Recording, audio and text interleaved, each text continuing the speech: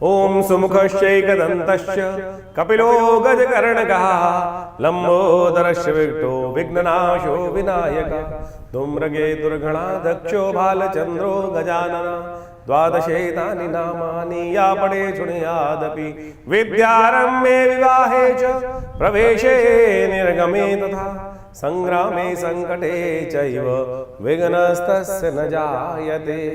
ओम जयंती मंगला काली भद्रकाली कपालिनी दुर्गा क्षमा शिवा धात्री स्वाहा स्वधा नमोस्तुते। नमस्कार, स्वागत है आपका आचार्य वाणी में। मैं आचार्य डॉक्टर विक्रमादित्य आपके साथ हूँ। आज का विषय हमारा है कर्क राशि वाली, चंद्र प्रधान कर्क राशि वालों के लिए दिवाली के दिनों में ग्रह क्या करने जा रहे हैं।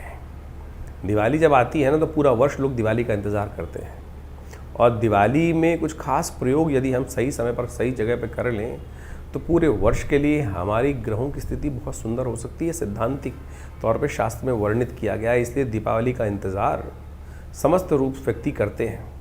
और भारतीय संस्कृति में, सनातन संस्कृति में तो दीपावली राम के आगमन का अवसर है, लक्ष्मी के प्रादुर्भाव का अवसर है। लेकिन इस बार कुछ लोगों ने भ्रांति उत्पन्न कर दी। हर व्यक्ति ये सोच रहा है कि इस दिन मनाऊं चाहे इस दिन मनाऊं, 20 को मनाऊं चाहे 21 को मनाऊं। वो शंका का निवारण भी हम करेंगे आपके लिए। लेकिन एक बात समझ लीजिए, अक्टूबर का आखिरी समय का जो दिन है, विशेष तौर पर जो भविष्य बल के अनुसार से आपकी राशि के दृष्टिकोण से बहुत महत्वपूर्ण है, क्योंकि आपकी राशि के साथ कई ग्रहों का योगायोग बहुत विचित्र तौर पर बनने वाला है। बृहस्पति महाराज आपकी राशि में उच्च के होकर विराजमान हो गए केवल 49 दिन के लिए। मंगल महाराज पिछले करीब 9-10 महीनों से जिस प्रकार से शनि के साथ उठापटक का योग बना रखा था, मैं बड़ा या तू बड़ा, अब वो भी शांत होकर ताकत में आकर आपकी राशि के दृष्टिकोण से यदि देखा जाए तो बहुत महत्वपूर्ण योग बनाने वाले हैं। बस आपको थोड़ा ध्यान रखना पड़ेगा कि आपका मंगल पॉजिटिव रहे, नेगेटिव ना रहे। अगर मंगल आपकी राशि में इस वक्त नेगेटिव प्रभाव उत्पन्न करना शुरू कर दिया तो ध्यान रखना कि आपके लिए वो आपकी नींद को भी खलल कर देगा, अशांति का वातावरण बना देगा। इसलिए मंगल को शुभ करने का आपको प्रयास कर लेना चाहिए। और मंगल शुभ तब होगा कि जब आपके द्वारा कुछ खास उपाय कर लिए जाएंगे। जी हाँ, इस बात का ध्यान रखना। ये बिल्कुल अकाट्य बात हम आपके समक्ष कर रहे हैं। इन दिनों अक्टूबर के अंतिम में मंगल बुध कई प्रकार के परिवर्तन के योग बना रहे हैं। शनि मंगल का टकराव समाप्त होने की तरफ जा रहा है। ये सारे के सारे परिवर्तन आपके लिए बहुत महत्वपूर्ण रहने वाले हैं। शनि इन दिनों भाग्य में चल रहा है। जब शनि भाग्य में चलता है तो क्या होता है ना, भाग्य को ट्यूबलाइट बना देता है। पुराने ज़माने वाली ट्यूबलाइट, आज वाली नहीं, जो खट से जल जाती है। वो कभी जलती है, कभी बुझ जाती है, कभी लगता है भाग्य जागा हुआ है और कभी चलता है कि भाग्य चल ही नहीं रहा है। लेकिन इस अक्टूबर के अंतिम काल में एक योग ऐसा बनने वाला है, यदि एक दिन एक उपाय आपने कर लिया तो शनि आ जाएंगे आपके कंट्रोल में। जी हाँ, और पूरे साल का इंश्योरेंस शनि का आप कर सकते हैं कि नेगेटिव नहीं होंगे शनि आपके लिए। वो खास उपाय हम आपको बताएंगे इसी कार्यक्रम के दौरान में। सुन लीजिएगा, कर लीजिएगा। कोई बहुत उठापटक वाला ज़रूरत नहीं है, छोटा सा ही उपाय है, चिंता ना करें। हींग लगे ना फिटकरी रंग चोखा, गारंटी हमारी है आपकी राशि के दृष्टिकोण से। तो सबसे पहले बात कर लेते हैं आपकी राशि के दृष्टिकोण से ग्रहों का योगायोग 21 तारीख को कैसा बन रहा है।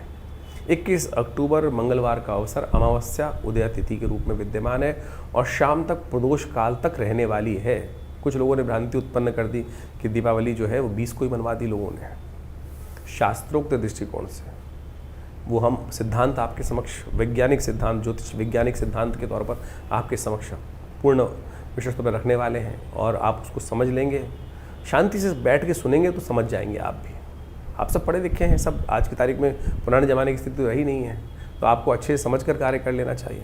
खैर, अगर 20 को भी मना ली है दिवाली, कोई बुरी बात नहीं है। छोटी दिवाली तो है ही उस दिन, और बड़ी दिवाली जो वास्तविक दिवाली है वो 21 की ही है।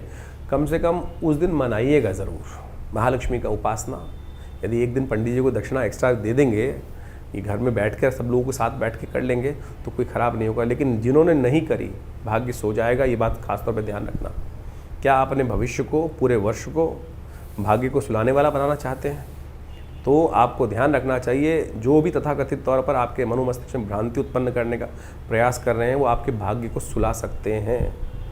इसलिए सही बात सुने, सही बात, शास्त्र की बात को समझते हुए कार्य करें। कुछ लोगों ने अपनी हठधर्मिता को दिखाने के लिए इतनी बड़ी भयंकर गलती करी है, जो जो उनका अनुसरण करेगा, और आप समझ के चलें। और 21 को कम से कम महालक्ष्मी आ रही हैं, 21 को महालक्ष्मी आ रही हैं, घर का पता ढूंढ रही हैं, खोल के रखिएगा, प्रकाश करके रखिएगा, सिद्धांत भी समझ लीजिए। तो 21 तारीख को दिवाली का सुंदर योग बन रहा है। इस बार बड़ी भ्रांति रही कि 20 को मनाएं या 21 को मनाएं। शास्त्रोक्त दृष्टिकोण से हमने पूरी तरह से अच्छे से समझाया है कि कैसे 21 का योग बन रहा है। पुनः आपको समझा देते हैं कि यहाँ दिल्ली के पंचांग के अनुसार से या भारत के संपूर्ण पंचांगों के अनुसार से जो योग बन रहा है वो ऐसा है कि बिल्कुल जो अमावस्या की तिथि है वो करीब करीब 5:54 तक है। तो अमावस्या की आयु है। काशी के कुछ पंचांगों ने भयंकर गड़बड़ी करी है, गलती करी है, और इस बात को हमने बिल्कुल प्रत्यक्ष प्रमाण के तौर पर उपस्थित किया है कि उन्होंने जो पंचांग में उन्होंने लिखा है, अपनी गणनाओं के अनुसार से कहा है कि सूर्य अस्त जो उनके पंचांग में जाके कोई भी देख सकता है। उन्होंने लिखा है कि करीब करीब शाम को जो सूर्यास्त हो रहा है वो 5:40 पे हो रहा है, लेकिन काशी में भी सूर्यास्त जो हो रहा है 5:26 पे हो रहा है, और उसकी वजह से उनकी तिथि की आयु गड़बड़ हुई है। और तिथि की आयु गड़बड़ उन्होंने कैलकुलेशन में मिस्टेक करी है, और ये प्रमाणित है, उनके पंचांग को जाके देख सकते हैं। उन्होंने सूर्योदय दिखाया है 21 जो अक्टूबर को सुबह 6:20 पे दिखाया है, जबकि काशी में सूर्योदय 6 बजे हो रहे हैं सुबह सूर्योदय। तो इतनी बड़ी भयंकर गलती उन्होंने करी है, और उसके कारण से इस समस्त संसार के समक्ष एक ज्योतिष का बड़ा अजीब अपनी गणनाओं के अनुसार से ज्योतिष का नाम खराब किया है। तो इस बात में भ्रांति में ना फंसे। ये काशी के कुछ विद्वानों, तथाकथित विद्वानों, हमारी संपूर्णानंद संस्कृत विद्यालय में काशी में बात हुई, और उन्होंने भी इस बात को प्रतिपादित किया कि 21 तारीख को ही दिवाली मनाई जानी चाहिए। तो हमने आपके समक्ष इस सत्य को प्रधारित किया है। आज ज्योतिष को सही रूप से समझने की आवश्यकता है। एक विचार गोष्ठी होनी चाहिए और उसको सही से समझना चाहिए। तो हमने ये प्रमाणित तौर पे आपके समक्ष रखा है कि 21 तारीख को सूर्यास्त के समय पर प्रदोष व्यापनी अमावस्या पूरे भारत में, आसाम से लेकर पूरे गुजरात तक के पूरे अक्षांश पर उपस्थित है। कोई द्वंद्व नहीं है। तो अपने भाग्य को जगाइए।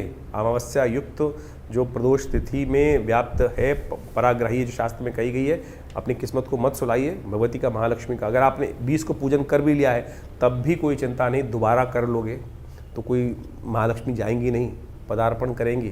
आपको नित्यपति करनी चाहिए, तो कम से कम इसी बात के मान के कर लो कि आप आनंद भाव से। तो एक महालक्ष्मी का पूजन। एक बड़ी विचित्र प्रश्न भी आपके समक्ष उठना चाहिए। हम यहाँ समस्त प्रश्नों का निराकरण भी कर रहे हैं कि महालक्ष्मी का एक प्रश्न हमारे पास आया, यहाँ हम बताना इसलिए आवश्यक समझते हैं कि 21 तारीख जो महालक्ष्मी का पूजन होता है, बोले गणेश के साथ गौरी बैठती हैं, यहाँ लक्ष्मी जी का पूजन होता है, विष्णु जी का पूजन क्यों नहीं होता? शास्त्र के अनुसार से आपको इस बात को सही रूप समझ लेना चाहिए कि जो भगवान राम के अयोध्या पर वनवास से वापस आने पर तो दिवाली आनंद भाव से दीपोत्सव मना ही मना, लेकिन भगवान राम से पहले भी तो दिवाली मनती थी। क्या दिवाली उससे पहले नहीं मनती? दिवाली का जो संबंध है दीपावली का, वो वास्तविक तौर पर वो है भगवती महालक्ष्मी का प्रादुर्भाव उस दिन हुआ।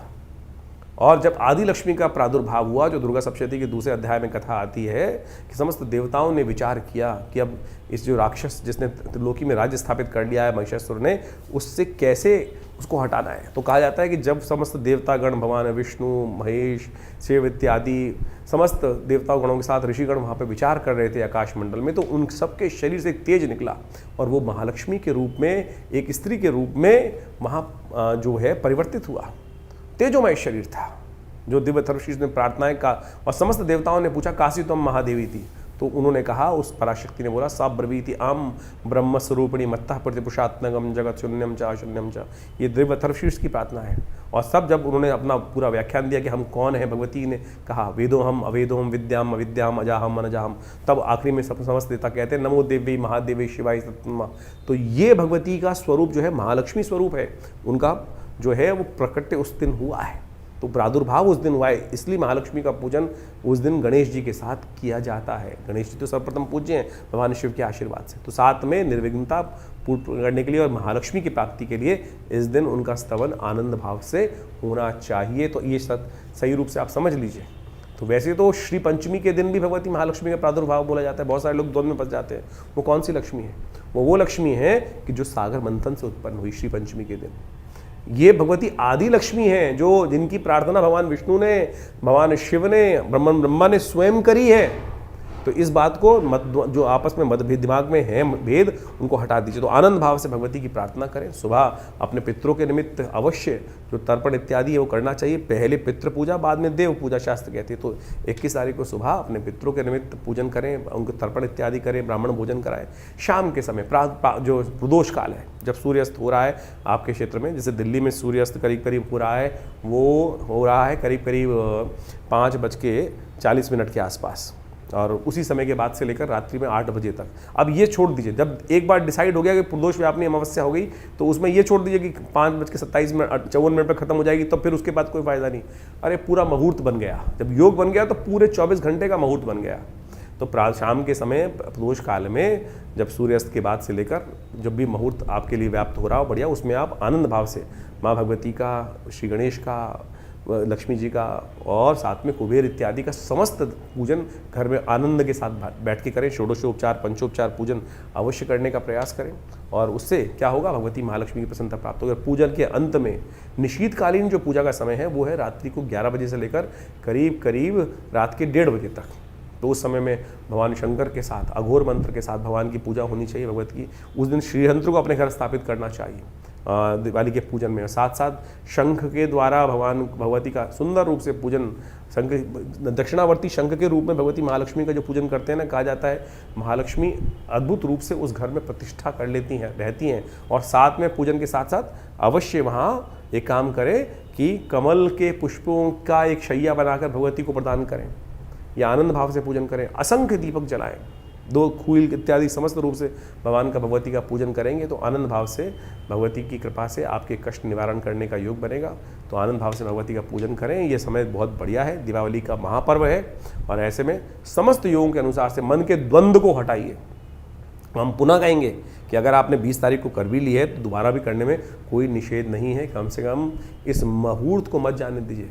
तो तथाकथित विद्वानों के मतद्वंद के अनुसार से जो आपस में उनका अंतर्द्वंद है उसको भूल जाइए और अपने इस योग का लाभ उठाइए। 21 तारीख को दीपावली बहुत शुभ योग में आ रही है। मंगलवार की दीपावली जो होती है ना, अगर उस योग को आप हटा देते हैं, उस योग में परमात्मा की आराधना नहीं करते हैं, तो फिर ये अमंगलकारी भी हो जाती है। इस बात का ध्यान कर लेना चाहिए। तो आनंद भाव से भगवती का स्तवन करें। बहुत सुंदर योग बनकर आया है, तो ऐसे में समस्त कष्टों को निवारण करने के लिए भगवती का आवाहन करें। भगवती घूम रही हैं, तो आपके घर में सुंदर रूप से दीपों की माला बनाकर आनंद भाव से आप परमात्मा का, भगवती का पूजन करें। कल्याण के योग अद्भुत रूप से बनेंगे। सुगंधी युक्त तेल से जो घी जला रहे हैं उसमें थोड़ा इत्र अवश्य डालिएगा। असंख्य दीपक जितने भी चला सकते हैं, तो आप अवश्य इस प्रकार से पूजन करेंगे, कल्याण होगा। तो कर्क राशि वालों, दीपावली का सुंदर पर्व आपके लिए बड़ा कल्याणकारी रहे। माँ भगवती कृपा आप सब पर बरसे। 22 तारीख का दिन भी उससे भी अद्भुत है। सबसे पहले तो नववर्ष की बहुत बहुत शुभकामना। कर्क राशि वालों के भाग्य में क्या लिखा है वो जान लीजिए। 22 तारीख का दिन बुधवार के दिन सुंदर योग लेकर आ रहा है, और बुधवार के दिन से नववर्ष आरंभ हो रहा है। कार्तिक शुक्ल पक्ष प्रतिपदा के दिन अन्नकूट का सुंदर पर्व पड़ रहा है। बुद्ध सब शुद्ध पुरानी कहावत है, और बुधवार के दिन नववर्ष का आरंभ हुआ जाता है, जो समस्त विघ्नों को दूर करने वाला आपके लिए रह सकता है। और राशि के दृष्टिकोण से यदि हम समझें तो ये दिन आपकी राशि के दृष्टिकोण से सुख के पदार्पण की सूचना देता दिखाई दे रहा है। और ये विशेष तौर पर आपके लिए थोड़ा स्वास्थ्य का ध्यान रखने की ज़रूरत है। अननेसेसरी की चीज़ें, एंजाइटी को ना पालें, इस बात का ध्यान रखें। और थोड़ा ध्यान ये रखना है कि जल्दीबाजी नहीं करनी है चीज़ों। इन दिनों आप खुद देख रहे होंगे बहुत सारी चीज़ें आप जल्दी जल्दी कर लेते हैं। कुछ बोलने की भी जल्दी जल्दी हो जाती है, और फिर सोचना बाद में पड़ता है कि ये ना करते तो अच्छा होता। तो पहले सोचें फिर बोलें, इस बात का ध्यान रखें। और नववर्ष आनंद से मनाएं, इस बात का ध्यान रखें। बहुत सारे लोग दीपावली के अगले दिन तक देर तक सोते हैं। शास्त्र में वर्णित है कि इस दिन जैसा करोगे पूरे वर्ष वैसा ही आपके साथ होगा। और इस कथा को भी समझ लें आप। 22 तारीख को अन्नकूट भी है, नववर्ष भी आरंभ हो रहा है। गुजरात इत्यादि में आज भी परंपरा है कि कार्तिक कृष्ण पक्ष की प्रतिपदा को नववर्ष के रूप में मनाया जाता है। भगवान कृष्ण की सुंदर उपासना की जाती है, और ये दिन अद्भुत योग लेकर आता है। इस दिन जैसा जैसा आप करेंगे, जैसा जैसा आपके साथ होगा, पूरे वर्ष उसी प्रकार का योग बन सकता है। तो अच्छे रेजोल्यूशन, आमतौर पे लोग कहते हैं ना, नए साल के दिन से अच्छी अच्छी बातें सोचनी चाहिए, गलत काम नहीं करना चाहिए, अच्छे कपड़े पहनने चाहिए, सुंदर भाव सोचना चाहिए, वो हम 1 जनवरी के साथ जोड़ देते हैं। ज्योतिष के दृष्टिकोण से, स्कंद पुराण के दृष्टिकोण से स्कंद पुराण में इस बात का वर्णन है कि जो कार्तिक शुक्ल पक्ष की प्रतिपदा है, जिसके दिन अन्नकूट होता है, गोवर्धन की पूजा होती है, उस दिन वो मुहूर्त बनता है कि जैसा जैसा आपके साथ होगा पूरे वर्ष उसी प्रकार के आपके साथ योग घटेंगे। तो इसलिए आनंद भाव से परमात्मा का सुंदर स्मरण करें, जल्दी उठें, भगवान का स्मरण करें, माता पिता का आशीर्वाद लें, गुरुजन का आशीर्वाद लें, और उस दिन भगवान कृष्ण का सुंदर पूजन करना चाहिए। भगवान कृष्ण का अन्नकूट के रूप में, अन्न गोवर्धन के रूप में प्रकृति की पूजा करने का जो सिद्धांत है अद्भुत है। 56 भोग लगाए जाते हैं भगवान को। ये 56 भोग का सिद्धांत भी बड़ा विचित्र है। कहा जाता है कि भगवान ने 7 दिन तक 8 पहर हर रोज़ होते हैं, 7 दिन तक भगवान ने अपने जो कनिष्ठिका उंगली के ऊपर पूरे पर्वत को उठा के रखा। तो इसलिए उनको 56 भोग लगाए जाते हैं। 7 × 8 करेंगे तो 56 आएगा। तो ये 56 भोग जो लगाए जाते हैं आनंद भाव से संपूर्ण समर्पण है भगवान के प्रति, कि भगवान अपने भक्तों की सदा रक्षा करते हैं। और ये कोई इंद्र के साथ द्वेष नहीं है भगवान का। भगवान तो इंद्र के परम हितैषी हैं। ये तो रूढ़िवादी परंपराओं को हटाने, प्रकृति के साथ व्यक्ति को जोड़ने की कथा है। अद्भुत रूप से इस बात को हमें समझना चाहिए। और एक बात समझें कि जो ये गोवर्धन पर्वत हैं, इनके बारे में अद्भुत कथाएं शास्त्र में बताएं। एक कथा हम आपको समक्ष रख दें कि कैसे भगवान ने शिरोधार्य किया गोवर्धन को। कहा जाता है कि भगवान के ऊपर ऋण था गोवर्धन पर्वत का। जब राम अवतार में सेतुबंध का निर्माण हो रहा था, तब कहा जाता है पूरे हर जगह से लोग अपने अपने जो अपनी सेवाएं देने वहाँ आ रहे थे। पहाड़, पर्वत, कंदराएं सब रूप से वहाँ पे चल दी थी अपनी तरफ से। जब गोवर्धन को पता चला कि भगवान को आवश्यकता है, तो वो भी उठ के चल दिए। भगवान एक जो कहा जाता है हनुमान जी स्वयं उनको उठा के चल दिए थे वहाँ पर लाने के लिए। लेकिन जब पता चला कि समय पूरा हो गया और वहाँ पर सेतुबंध का निर्माण हो गया, तब कहा जाता है कि गोवर्धन रो पड़े और उन्होंने कहा कि मेरे को भगवान की सेवा का सुंदर अवसर नहीं मिला। हनुमान जी ने जब वापस रख दिया उनको वहाँ पर, तो उन्होंने कहा कि मेरी ये जो सृष्टि जो भगवान के समक्ष मेरी ये जो प्रार्थना ये अवश्य रखना कि भगवान मेरे को क्यों आपने भुला दिया। मैं तो आ रहा था सेवा करने देने के लिए अपनी। तब भगवान ने, जब हनुमान जी ने ये बात भगवान के समक्ष रखी, तो भगवान ने कहा अगले इस जन्म में तो नहीं, अगले जन्म में अवश्य ये कर्ज को उतारेंगे। तो कहा जाता है कि जो पत्थर पिघल, जो जब गोवर्धन उस स्थिति में गए तो कहा था वो रो पड़े थे तो वो पिघल गए थे। आज भी वो निशान वहाँ जाके आप देख सकते हैं कि पत्थर गोवर्धन पर्वत के पिघले हुए हैं। तो समर्पण भाव है, वो चलायमान जो है। तो सुंदर रूप से भगवान कृष्ण अवतार जब हुआ तो भगवान ने अपने सिर पर धारण किया उस कर्ज को उतारने के लिए। तो आप सोचे भगवान किसी का सब पे कृपा करने के सुंदर योग बनाते हैं।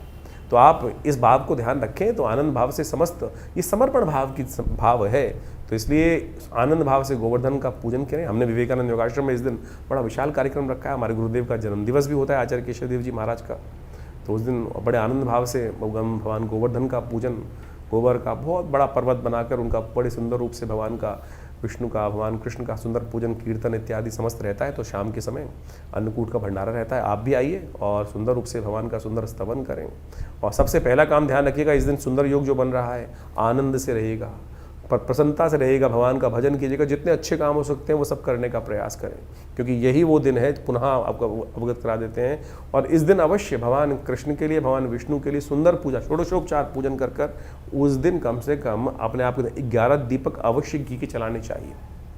और 11 दीपक जलाकर सुंदर रूप से शंख की, भगवान विष्णु की सुंदर रूप से पूजा अवश्य करनी चाहिए उस दिन। इस बात का हमें ध्यान रखना चाहिए। तो कर्क राशि वालों, नववर्ष के साथ नववर्ष जो आरंभ हो रहा है, बहुत दिन आपके लिए शुभ रहे, ऐसा भगवान से प्रार्थना। 23 तारीख के दिन ग्रहयोग की गणना जो कह रही है वो भी जान लीजिए। बृहस्पतिवार का अवसर है, द्वितीया तिथि विद्यमान है और इस दिन ग्रह परिवर्तन की एक नई योजना बनाते दिखाई दे रहे हैं, जो परिवर्तन की तरफ आपके ले जाएगी और आपके विजय दिलाने के योग बना सकती है। कोई बहुत महत्वपूर्ण कार्य यदि आप करने के प्रयास कर रहे हो, किसी बहुत इंपॉर्टेंट कार्य पे काम करना हो, तो इस दिन को छोड़कर अगले दिन से आरंभ कर लीजिएगा। इस बात का ध्यान रखें, वो आपके लिए बहुत पॉजिटिव रहता दिखाई देगा। इस दिन तो आशीर्वाद प्राप्त करने का प्रयास करना चाहिए। यम द्वितीया जो है ना, वो प्यार बढ़ाने का दिन है और अपने कष्टों को दूर करने का दिन है। इस दिन कहा जाता है जो चित्रगुप्त जी की और यमराज जी की पूजा कर लेता है सुबह सुबह और यम के निमित्त तर्पण कर लेता है, शाम को एक दीप दान कर देता है, उसके जीवन के 1 वर्ष को सिक्योर करने का आशीर्वाद धर्मराज स्वयं दे देते हैं। इस दिन चित्रगुप्त और यमराज जी के निमित्त शास्त्र में वर्णित किसी योग्य ब्राह्मण के द्वारा यम तर्पण अवश्य कराना चाहिए। छोटा सा कार्य है, 5 मिनट 10 मिनट लगते हैं। और कहीं भी बैठ के किसी योग्य ब्राह्मण के द्वारा आप उसको करा सकते हैं। तो ये करने से समस्त कष्टों का निवारण करने का योग बन जाता है। यम द्वितीया अपने आप में एक अद्भुत भैया दूज का जो पर्व है, आशीर्वाद प्राप्त करने का, तिलक लगाने का पर्व है। 23 तारीख की भैया दूज है। कार्तिक जो शुक्ल पक्ष की द्वितीया है, ये यम द्वितीया है।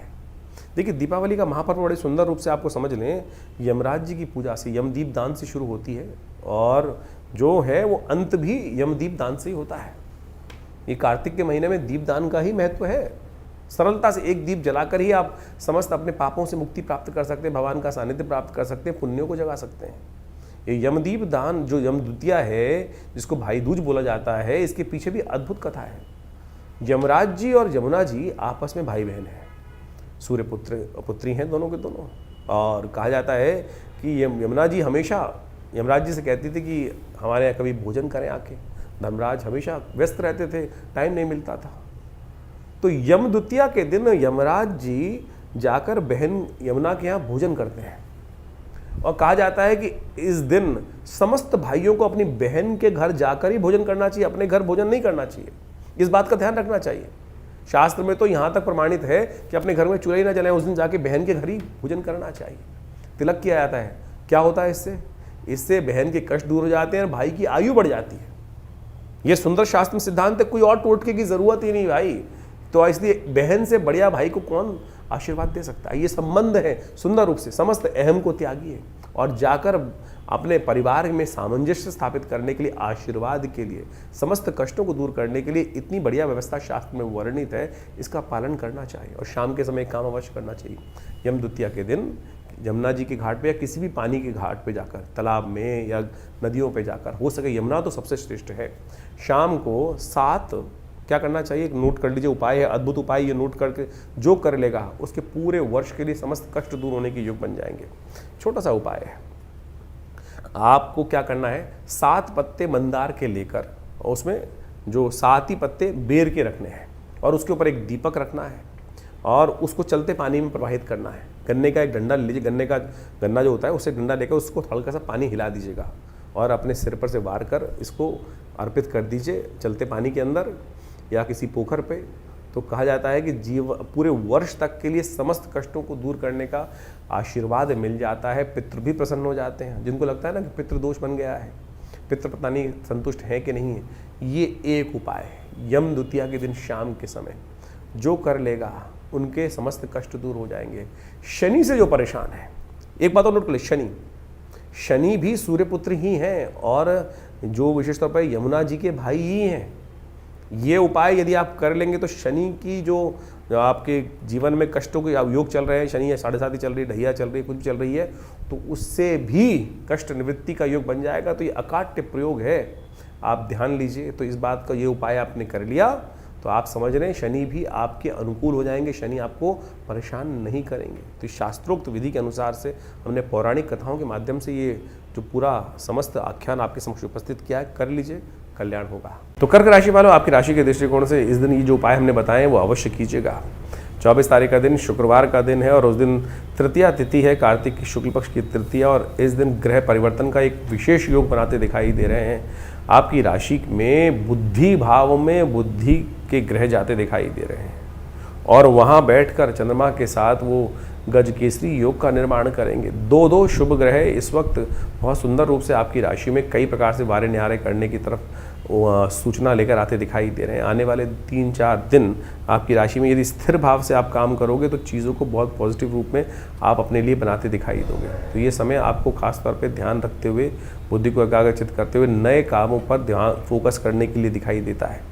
तो इसलिए ये बुध का ये परिवर्तन कुछ दिन के लिए जो हुआ है वो आपके लिए बहुत श्रेष्ठ योग बनाता दिखाई दे रहा है और कई प्रकार से लाभ के योग बनाता दिखाई दे रहा है। विजय निश्चित दिखाई देती है। तो जिस आप बिना किसी संकोच के कार्यों में पदार्पण आगे करने का आप प्रयास कीजिए, वो आपके लिए बड़ा श्रेष्ठ योग बनाएगा। शुक्रवार का अवसर है, बुध परिवर्तन की तरफ गए हैं, तो बुध को शक्ति देने के लिए एक काम करें, वाणी पर संयम रखें, कुछ भी अपशब्द मुख से ना निकले, इस बात का ध्यान रखें। और हो सके तो पालक इत्यादि का दान करें, गौ सेवा करें, गौशाला में पालक भिजवा दीजिए, वो आपके लिए बड़ा अच्छा रहेगा। सब्जी, कोई भी सब्जी इत्यादि, घिया इत्यादि, हरी सब्जी जो भी हो, वो अपने द्वारा खीरा, घिया इत्यादि कुछ ना कुछ अपनी सामर्थ्य के अनुसार से दान करने का प्रयास कीजिए, अच्छा रहेगा। यदि आप ऐसी जगह रहते हैं, बहुत सारे लोग हमें बोलते हैं कि हम कर ही नहीं पाते हैं, अरे तो बहुत सारी ऑर्गेनाइजेशंस हैं जो काम कर रही हैं आज की तारीख में। आप जाके बोल दीजिए कि हमारे नाम से करा दीजिए, आपके लिए वो व्यवस्था करा दी जाएगी, कर लेंगे बहुत सारे लोग। 25 तारीख का दिन शनिवार का अवसर है, चतुर्थी तिथि के साथ इस बार शनिवार का योग बन रहा है और ये गजकेसरी योग विद्यमान है। ग्रह आपके लिए करीब करीब कई दृष्टिकोण से बहुत अच्छे योग बनाते दिखाई दे रहे हैं। ग्रहों का स्थिति आपके लिए अनुकूल दिखाई दे रही है। तो ऐसे में आपको विशेष तौर पर एक बात का ध्यान रखते हुए कार्य करना चाहिए कि आप, कई बार मन में संकोच चलता रहता है, करूं कि ना करूं। ये संकोच को त्यागने का प्रयास करें, क्योंकि इन दिनों चंद्रमा जो है वो अपनी परम कमज़ोर स्थिति में है। बृहस्पति से दृष्ट जरूर, लेकिन कमज़ोर स्थिति में है। तो क्या होता है, मन में कई बार घबराहट रहती है। जब ज्योतिष कह रहा है, ज्योतिष विज्ञान के अनुसार से लग रहा है, गोचर के दृष्टिकोण से तो कम से कम कि विजय के योग हैं। अब पता नहीं ग्रह राशि के दृष्टिकोण से तो हम समझा ही सकते हैं, लेकिन ओवरऑल अगर जन्मपत्री में कुछ विशेष नेगेटिव योग हैं तो बात नहीं कह सकते। लेकिन गोचर के दृष्टिकोण से तो ग्रह बिल्कुल करीब करीब 90% आपके फेवर में ग्रह दिखाई दे रहे हैं। तो इनको यूटिलाइज करते हुए आगे बढ़ते हुए कार्य करने का आपको प्रयास करना चाहिए, वो आपके लिए अच्छा रहेगा। शनिवार का अवसर है, तो ऐसे में शनि आपकी राशि में अभी भी भाग्य में बैठे हुए थोड़ी कमज़ोर स्थिति में है, तो आपके लिए अच्छा रहेगा कि गणेश जी के मंदिर में जाकर थोड़ा सिंदूर गणेश जी को अर्पित कर दीजिए, वो आपके लिए बड़ा अच्छा रहेगा। और गणेश जी के आशीर्वाद से शनि भी नेगेटिव से पॉजिटिव करने का कुछ ना कुछ भाग्य को वृद्धि करने का योग बना सकते हैं। 26 तारीख का दिन रविवार का दिन है, पंचमी तिथि के साथ है। सौभाग्य पंचमी का योग लेकर आया है, ज्ञान पंचमी का योग लेकर आया है और ये ग्रह परिवर्तन की तरफ जाएंगे। थोड़े हल्के होते दिखाई दे रहे हैं ग्रह। अननेसेसरी खर्चे आपको थोड़े परेशान कर सकते हैं, खर्चों को कंट्रोल करने की ज़रूरत है और सबसे बड़ी स्वास्थ्य में ध्यान रखने की ज़रूरत है। जो कहीं इन्फेक्शन कहीं फैला हुआ हो, जुकाम किसी को हो, कुछ हो, तो उनसे थोड़ा दूर रहते हुए कार्य करने की ज़रूरत है। ध्यान रखिएगा। स्वास्थ्य पर थोड़ा दिन भारी पड़ता दिखाई दे रहा है आपकी राशि के दृष्टिकोण से। तो छुट्टी का दिन है, बहुत सारी जहाँ भीड़ भाड़ वाली जगह हो, थोड़ा सा उसमें बचते हुए कार्य आपको करना चाहिए, ऐसा ध्यान रखें। हो सके तो भगवान सूर्य का सुबह सुबह थोड़ा जीवनी शक्ति का संचार करने के लिए उनके समक्ष थोड़ी देर बैठें, थोड़ा उनका ध्यान करें, थोड़ा गायत्री मंत्र का जप करें, वो आपके लिए कल्याणकारी रहेगा। 27 तारीख का अवसर सोमवार का अवसर है, षष्ठी तिथि है इस दिन और ये है सूर्य की शक्ति को प्राप्त करने का दिवस। सूर्य जिन दिनों सबसे कमज़ोर स्थिति में रहते हैं, ऐसे में छठ पर्व मनाया जाता है। सूर्य का ध्यान कर कर अपने जीवन में कीर्ति वृद्धि के योग बनाए जाते हैं। सूर्य के शौर्य, सूर्य का ध्यान करके उनका अर्घ्य देकर विशेष तौर पे इसलिए ध्यान करना चाहिए। और वैसे भी गोचर में थोड़ा दिन आपके लिए हल्का दिखाई दे रहा है, तो सुबह सुबह भगवान सूर्य को अर्घ्य देना आपके लिए कल्याणकारी रहेगा। इस बात का ध्यान रखें। हो सके तो चावल का दान करें। अननेसेसरी का जो भी काम कर रहे हो, इस बात का ध्यान रखें कि रूल में रहते हुए कार्य करें। गाड़ी भी चला रहे हैं तो थोड़ा ध्यान से चलाइएगा। कहीं रेड लाइट जंप कर ली और आगे जाकर हाथ देकर आपको रोक लिया गया तो फिर आपके लिए एक ग्रह का ही प्रभाव है, तो थोड़ा ध्यान रखते हुए कार्य करना है। और एक सजगता आपके नुकसान को बचा सकती है, यही उपाय है। विशेष तौर पे इसको करेंगे तो कल्याणकारी रहेगा आपके लिए। इस दिन ग्रह का परिवर्तन एक विशेष होने के योग बन रहे हैं, जो हो रहा है मंगल का परिवर्तन। ये मंगल का परिवर्तन आपके लिए सबसे इम्पॉर्टेंट योग बना रहा है। ये मंगल का परिवर्तन आपके लिए, जो आपने पिछले काफ़ी दिनों से देखा कि आपको कुछ लोगों ने साइड लाइन करने का प्रयास किया, कुछ लोग आपके लिए विशेष तौर पर आगे बढ़ाने के लिए रुकावट उत्पन्न करने के योग दे रहे थे, उन सबको अब साइड लाइन करने का समय आ गया है और ये ग्रह आपके लिए बहुत सुंदर परिवर्तन की तरफ जा रहा है। शनि के उठापटक से निकलकर मंगल अब जा रहे हैं शुद्ध होकर अपनी पूर्ण ताकत में प्राप्त करने के लिए। और ध्यान रखिएगा, इन दिनों हो सकता है अगर मंगल नेगेटिव है तो आप पता कैसे लगाएंगे कि मंगल अच्छा है या खराब है। अगर नींद में खलल पड़ रहा है, आपकी अशांति थोड़ी बढ़ रही है, तो समझ लीजिएगा मंगल का नेगेटिव प्रभाव है और उससे मंगल को ठीक करने के लिए आपको मंगल का पॉजिटिव उपाय करने की ज़रूरत पड़ेगी। हनुमान चालीसा का डेली पाठ चाहिए अगर मंगल नेगेटिव है तो। और मंगल हनुमान जी तो वैसे भी ध्यान कर लीजिए, और तो आपके लिए कल्याणकारी योगी बनाएंगे हनुमान जी। वैसे ओवरऑल हमें दिखाई देता है कि मंगल का ये परिवर्तन आपके लिए करीब करीब 80-90% तो पॉजिटिव रहने के योग अवश्य बनाता दिखाई दे रहा है। लेकिन जिनकी कुंडली में मंगल अच्छा नहीं होता है, उनके लिए थोड़ी समस्याएं उत्पन्न करने के योग बन सकते हैं। जितना लाभ मंगल ने देना था वो नहीं देगा, तो उनको क्या करना चाहिए, उनको विशेष तौर पर हनुमान जी का स्तवन नित्यप्रति करने का प्रयास करना चाहिए। हो सके तो मंगल का एक यंत्र अपने घर में सिद्ध करके स्थापित कर लें, वो भी कल्याणकारी रहेगा। 28 तारीख मंगलवार का अवसर, षष्ठी तिथि थोड़ी वृद्धि की तरफ गई है और ये ग्रहों का योगा योग जो है वो आपकी राशि के दृष्टिकोण से समझ लेना चाहिए कि जो है थोड़ा सा आपको संभल के चलने की ज़रूरत है। थोड़ा संभल के चलने की ज़रूरत इसलिए है कि हल्का सा कहीं पैर फिसला तो थोड़ी परेशानी उत्पन्न करने के योग दे सकते हैं। कोई बड़ा महत्वपूर्ण कार्य करना हो तो उसको आज के दिन तो टाल देना चाहिए, कल की तरफ उसके जाने का प्रयास करना चाहिए। कई बार अपनी गति को कई बार रोकना भी पड़ता है, और वो रोकना नुकसानदायक नहीं होता, फलदायक हो सकता है। इसलिए ज्योतिष की गणनाओं को समझते हुए कार्य करने का प्रयास करना चाहिए। तो समझ के कार्य करेंगे तो अच्छा रहेगा आपकी राशि के दृष्टिकोण से।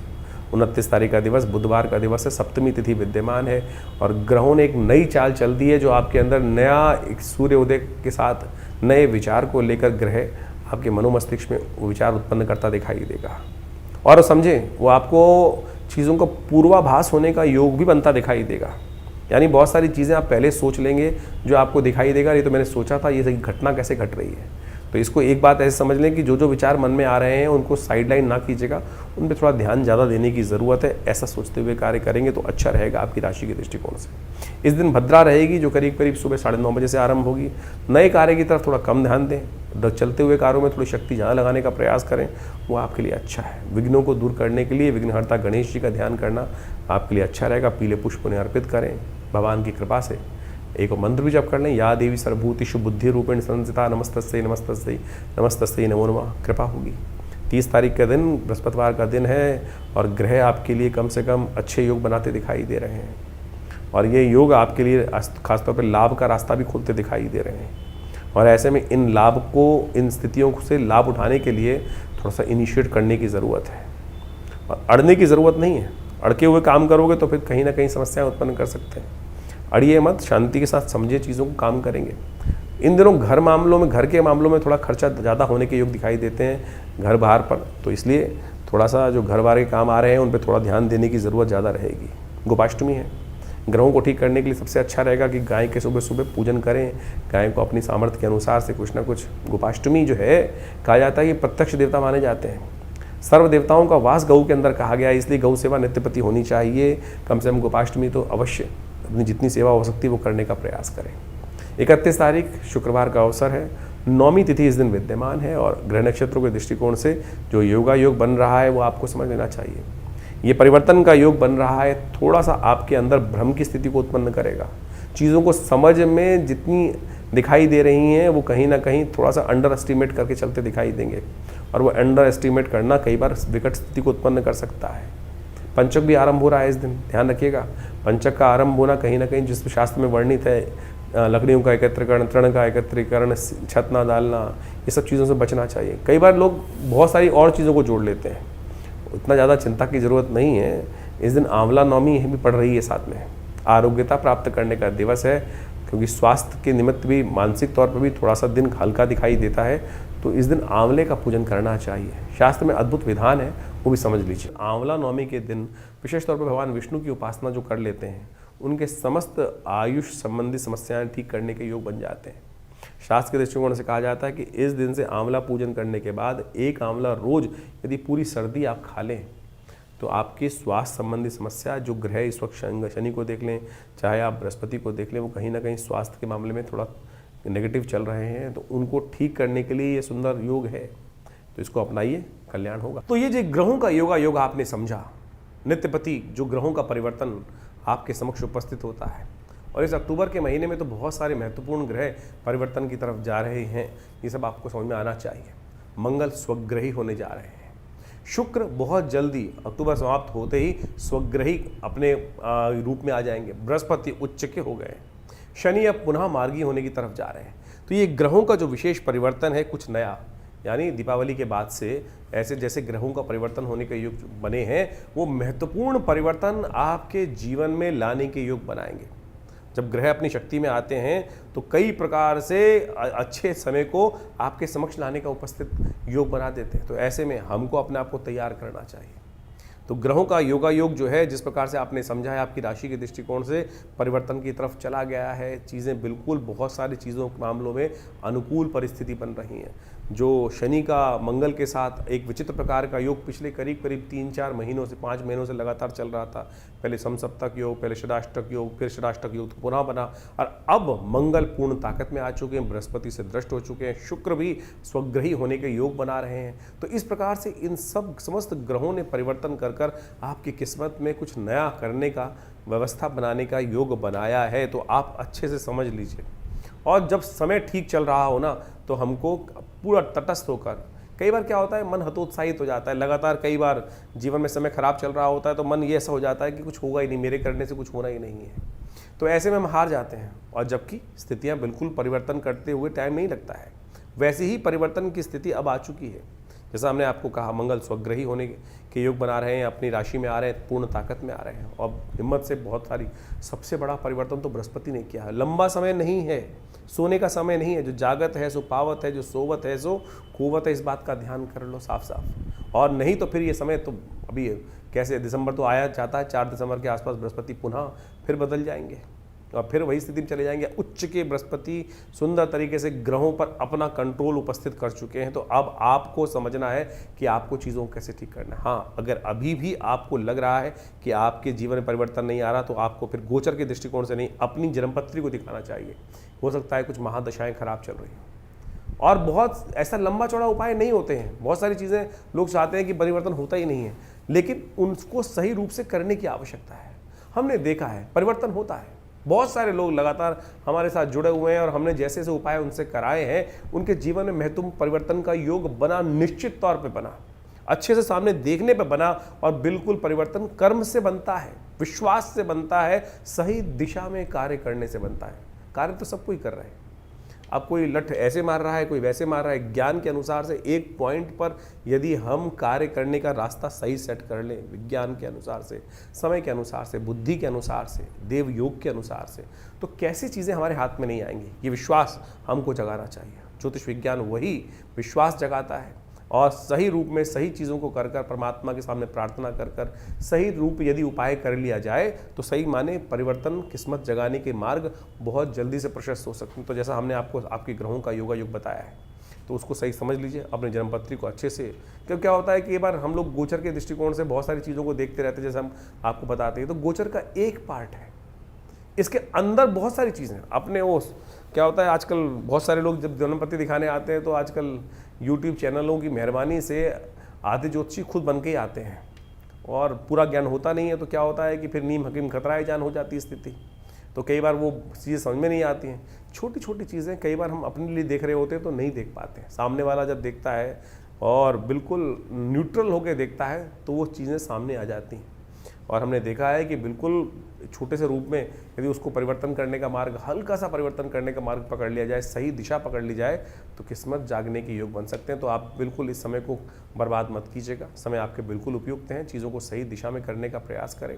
और जिस प्रकार से कभी कभी सही समय पर जाकर, आजकल मॉडर्न साइंस में बोला जाता है ना कि जब को सब ठीक चल रहा हो तो डॉक्टर के पास जाके एनालाइज कराते रहना चाहिए, तो उसी प्रकार से ज्योतिष विज्ञान में भी ग्रहों का एक योग कभी नहीं रहता, हर समय परिवर्तन का योग बनता है। तो समय समय पर अपनी जन्मपत्रिका समझ, चीज़ों का विचार विमर्श, चीज़ों को समझने का मार्ग करते रहना चाहिए। और उससे क्या होता है कि चीज़ें सही दिशा में सही समय पर पकड़ में आ जाती हैं। और वो नहीं तो फिर क्या होता है कि यार मेरा बैठा हुआ व्यक्ति कहाँ, मिलने वाला व्यक्ति कहाँ बैठा हुआ था, मुझे पता ही नहीं चला। यही तो किस्मत सोने का तरीका है, यही कारण है ना कि हमको पता ही नहीं चला कि हमारा किस्मत जगाने के लिए व्यक्ति बैठा हुआ था और जब उसका समय निकल गया तब जाकर हम जागे, अरे चीज़ हाथ से निकल गई।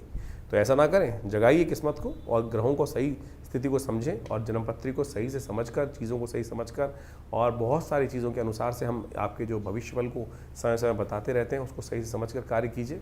देखिए किस्मत बदलने के लिए बिल्कुल तैयार है और आशा करते हैं, भगवान से प्रार्थना भी करते हैं। जैसा हमारे आश्रम पर नित्य प्रति बहुत सारी अनुष्ठान इत्यादि, यज्ञ इत्यादि, पूजा इत्यादि चलती रहते हैं। जन कल्याण के योग बनाएं, अपने स्वयं भी अच्छा करें और समाज को भी अच्छी तरफ ले जाने का प्रयास करें। धन्यवाद, नमस्कार।